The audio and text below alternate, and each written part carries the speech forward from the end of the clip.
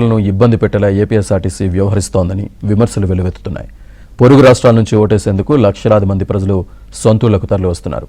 అయితే తాము సొంతూళ్లకు వెళ్లేందుకు అవసరమైన బస్సులు నడపడంలో ఏపీఎస్ఆర్టీసీ నిర్లక్ష్యం చూపిస్తోందంటూ ప్రయాణికులు ఆగ్రహం వ్యక్తం చేస్తున్నారు.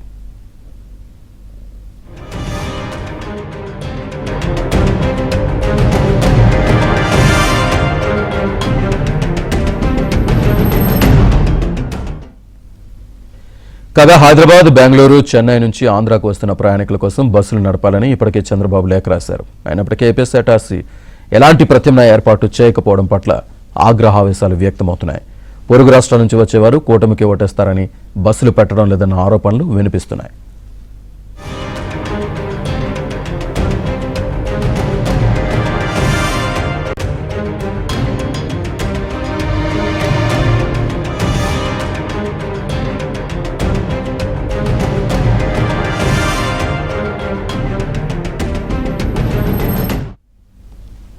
ప్రయాణికుల రద్దీని క్యాష్ చేసుకుంటూ పొరుగు రాష్ట్రం తెలంగాణలో టీఎస్ఆర్టీసీ ప్రత్యేక బస్సులు నడుపుతున్నప్పటికీ ఏపీలో మాత్రం ఏపీఎస్ఆర్టీసీ ఆ ఊసే ఎత్తడం లేదు.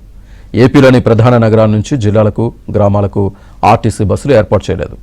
ఆర్టీసీ తీరుతో ఆర్థిక భారాన్ని సైతం భరించి ఓటర్లు ప్రైవేట్ బస్సుల్లో సొంతూళ్లకు వస్తున్నారు.